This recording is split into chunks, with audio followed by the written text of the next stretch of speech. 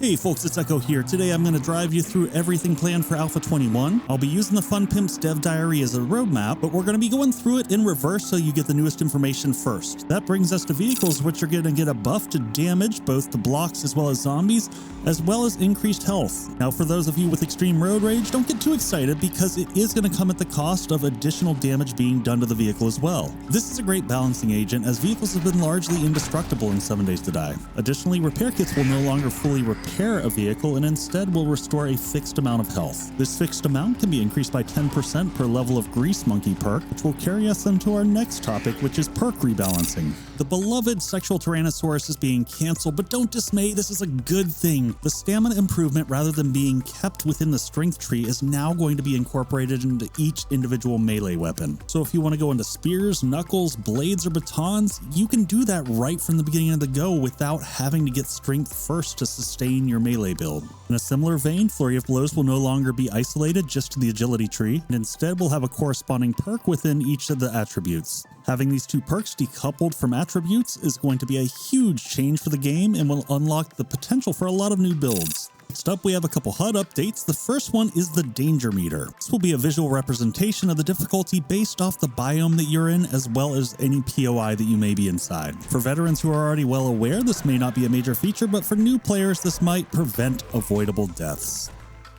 Being able to pin recipes is a long requested feature in 7 Days to Die. This allows you to mark a specific recipe and then have awareness of the items that you need when you're out and about questing. You can see here's all the required items to make this workbench. You just hit pin and then it appends it on the right side of the screen, and then as you're moving around your day and doing your thing, you can see what you have in your inventory and what you still need to collect. If you've ever seen one of my bases, you know that I pride myself on cable management and hiding things so that you don't see them. I go out of the way to make sure that cables run through walls or hidden behind shutters like this, and I'm excited to say in Alpha 21 we won't have to worry about this, because the only time cables will be visible will be while you actually have a wire tool in hand. So this should usher in a wide variety of base designs and builds that aren't hindered by hiding your cables. All of the trader compounds are getting an overhaul. The first one that we've seen is going to be Trader Bob's, which looks to be significantly larger in this concept art. So in addition to these compound changes, they're also reworking all of the inventories of the traders to rebalance them with a new progression system. This is much needed as traders are currently very overpowered and allow you to skip large portions of the game progression. Another change we're going to see is that the secret stash is going to be removed. Now we're not sure what the implications are for this in regards to better barter. It's possible that the items in the secret stash will just be reallocated to the other categories, but only available with better barter, or if better barter is taking a heavier nerf and essentially just becoming a discount for buying and selling. And lastly, for traders, we're going to see an increased focus on the specializations of what they carry in their inventories. Depending upon the overall loot balancing, this might really give a reason for you to move around the map and find additional traders so that you can get specific items that you need to progress. The chunk reset option will be a fantastic option, especially for multiplayer servers. This will help get around some of the finite resources in regards to vehicles that can be broken down around the map, as well as mining. Also, it can help out if you might have community members that might be particularly destructive. In the settings, you'll be able to set a specified number of days, at which point in time the chunk will reset to its pre-generated state if no player has entered the chunk and there's not an active bedroll or land claim block. This next feature is brought to you compliments of Is Prebuilt's Buff Spears campaign. The result will be an increase in damage to spears overall, as well as the removal of the throw attack. This will be replaced with a power attack similar to what we have in Undead Legacy today. In earlier alphas, you were able to walk right up to any body of water with an open hand and just reach down and drink directly out of the water, and it would be the same as drinking murky water instead of punching it. This is back in Alpha 21, as well as a number of other changes to drinking water. The first big change is that you will no longer be able to loot boiled water. Additionally, empty jars have been completely removed from the game. Want to try to craft snowball water? Nope, that's gone too. Additionally, a cooking pot will now be required for the boiled water recipe, and the glue recipe has been modified to require boiled water. These changes will reduce the availability of boiled water in the game and will push us to work harder for survival. In order to fight this growing thirst, Alpha 21 will bring in a new workstation called the Dew Collector. This will be the lowest tier workstation and the first to be unlocked by reading Forge Ahead magazines. Functionally, the Dew Collector will produce 3 bottles of pure water over the course of a game day. Roland mentioned that these would be resource intensive and that they require a uncraftable part to be able to make. The expectation is that over the course of a playthrough that you'd likely have multiple of these around your base.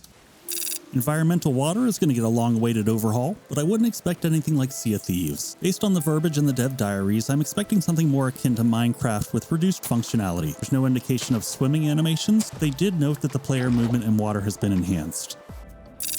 To see flavor added to POIs, we'll see the introduction of environmental hazards. The idea is that these will be mini puzzles, so in this case you've got flame that's protecting this door, and the idea around this is you have to search around the room and try to find a valve to be able to turn that off to progress through the POI. Thus far, this is the only example that they've shown, but I hope we see a little bit more once the dev streams start up. Learn by looting, not to be confused with learn by doing from older alphas, will completely change game progression as it relates to crafting. In Alpha 20, purchasing skills allows you to create higher quality items and unlock certain crafting recipes. In addition to this, it increases the tier that you're going to create. So in this situation, we can craft up to quality 4 shotguns. So if we come over here into crafting, you'll note that whether it's a pump shotgun, a pipe shotgun, or a double barrel, they are all crafted at tier 4 based off of that skill acquisition that we just got. In Alpha 21, they will be separating these out into perks and skills. So the ability to craft and unlock any of the recipes are gone from the actual perk, which we are looking at now, and instead will be governed by a separate crafting skill. The only way to increase these crafting skills is through finding magazines associated with that specific skill. For each one red, the crafting skill increases by 1. So to break down the table on the right from Joel, you have tiers of shotguns, and then you have quality levels of shotguns. So at different breakpoints, it's going to unlock the different tiers. So pipe, double barrel, pump, auto. So those will unlock at 1.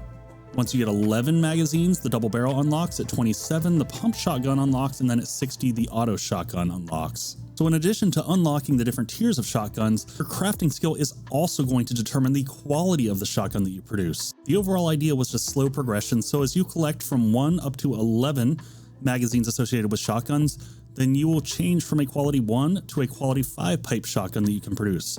Only then once you hit 11 will you unlock the next tier of shotgun. Now when you go to produce that first double barrel shotgun, unfortunately you're only going to be at a quality 1 until you can collect more magazines and scale that up. Speaking of which, magazines can be found in the usual spots that you'd look for schematics, so mailboxes, filing cabinets, bookshelves are all fair game. Additionally, if you wanted to focus on a specific area of crafting growth, you could go over to say a working stiff tools, and you're going to have a higher likelihood of finding magazines associated with tools. You could go over to the cafe here and you would get magazines associated with food and cooking. If you're looking for a ton of mags, go check out any POI that has a lot of bookcases, as paper has been replaced with magazines. So what if swinging clubs is your thing and you just can't find any club magazines? Buying perks for a specific item will have the effect of increasing the chances of both magazines as well as associated parts for that item to drop. Lastly, all schematics with the exception of mods have been removed. Of all features planned for Alpha 21, this one might be the most controversial. There's a ton of veterans out there who yearn for the days of learn by doing, and there's a ton of crafters and base builders on multiplayer servers who don't want to have to go out and loot to progress. Let me know what your thoughts are on this, but from my perspective, I don't like anything that forces me into a specific playstyle. So those are all the changes that we are aware of at this time in regards to the functional bits of how you play 7 Days to Die in Alpha 21. In addition to that, there are a load of assets being added. You can see a number of these flashed up in the background here. In addition to this, we should be getting a few new sets of armor, including the iron armor and the new commando armor. We are expecting some new POIs, but we've only seen one image thus far. For me personally, one of the most exciting changes that is not even listed in the dev diary is one that I've heard from talking directly to the devs, and that's that they've done a lot of work on performance. After struggling to hit double-digit frames on Horde night, any improvements will be welcomed. After that, the next huge change for me is going to be the perk rebalance. I think that has a huge potential to change how we play the game and give just more variety of builds. In terms of some of the controversial stuff, I'm not really worried about the drinking water rebalance. I don't think that's going to be a big deal beyond the first few days. And the learn by reading / looting system, we're just going to have to see how that plays out. So lastly, let's talk about what got dropped from Alpha 21. Fortunately, bandits were the first to go, but we know that there's high expectations there and they don't want to screw that one up. So I'm okay if they delay it to get a better implementation. The next slip was the armor and the character profile. And this one is just a huge hit to immersion, as the current character profile and animations feel like they're 20 years old. The last 3 were never part of Alpha 21, but have some huge potential, especially that factions and story portion.